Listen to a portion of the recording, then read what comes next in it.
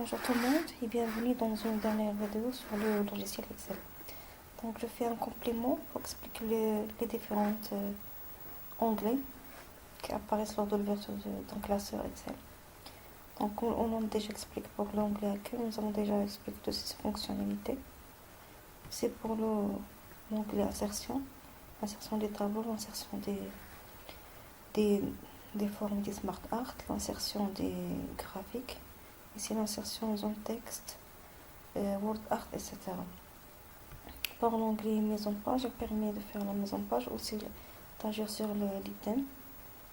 Voilà. Pour les formules, ici il fait en sorte qu'il résume les fonctions par domaine. Par exemple, il y a ici celles qui font l'ensemble. Ici, les dernières fonctions qui sont utilisées. Ici, les fonctions en relation de domaine financier. Ici, le recours des fonctions selon leur domaine d'agent. C'est celle de ce qui fait la logique, soit i, soit ou, soit si, donc c'est des conditions. Ici, c'est en relation avec le texte, ce qui est le traitement des textes. Ici, le traitement des dates. Et c'est là pour faire une recherche. Si on a par exemple à faire une recherche horizontale ou verticale, etc. Et c'est pour le maths et tout ce qui est une fonction en relation avec la mathématique et trigonométrique. Et c'est le reste des fonctions. Il y a plein de fonctions bien sûr à découvrir.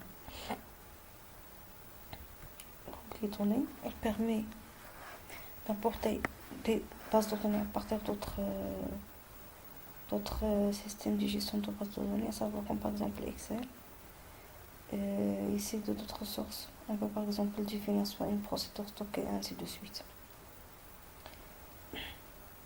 Alors cet onglet-là, que je vais prendre le temps pour l'expliquer. Il y a plein de choses intéressantes, parmi lesquelles la sécurité des feuilles Excel et de classeur. Mais avant tout, il permet aussi de faire l'orthographe, la correction de l'orthographe. Si on veut effectuer une recherche, par exemple,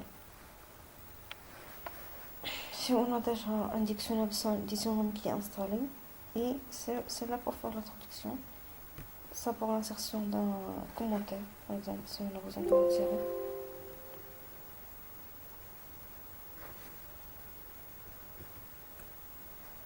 Et voilà.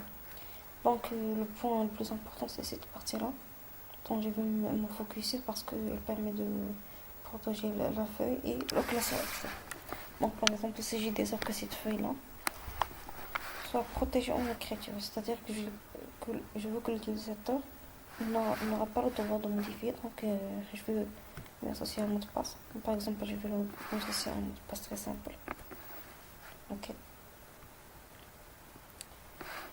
Je confère un mot de passe une deuxième fois. Ok. Si je veux ici protéger par exemple le classeur, je veux par exemple protéger la structure et les fenêtres. Voilà. Je mets ici un mot de passe. Et ok. Je confère une deuxième fois le mot de passe. Et ok, voilà. Donc, une fois par exemple, et cette fonctionnalité permet de partager le classeur sur par exemple la machine en réseau. Par exemple, je ferme la feuille, j'enregistre la notification. Je referme encore une deuxième fois le classeur Excel. Donc, vous remarquez ici, les feuilles disparaissent. N'apparaît pas l'utilisateur, ils sont masqués. Et même la feuille, cette feuille-là, il protège en écriture. Donc, je ne peux pas la modifier. Par exemple, je vais écrire n'importe quoi. Un message s'affiche, me dire que la cellule holographique est protégée en lecture seule. Si je veux que le contenu de ce classeur s'affiche et que cette feuille ne reste plus en écriture seule, donc je vais rentrer le mot de passe que j'ai déjà saisi. Je passe dans cet onglet révision, OT.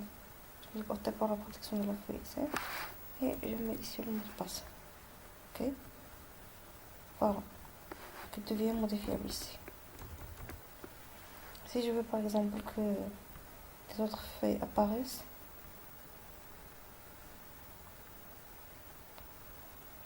c'est pas ici. Ici, je vais définir le mot de passe que j'ai déjà défini auparavant. Et ok, voilà. Les feuilles réapparaissent ici. Je crois que cette fonctionnalité est très importante parce qu'elle permet de protéger le contenu de classeur Excel.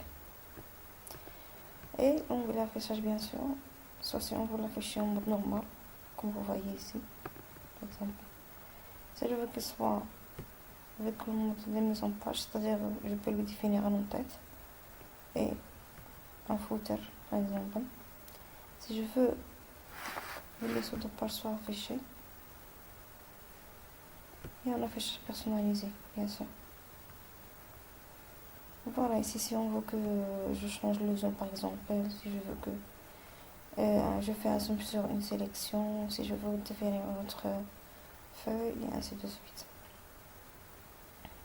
Voilà, donc je peux ici enregistrer l'espace de travail carrément.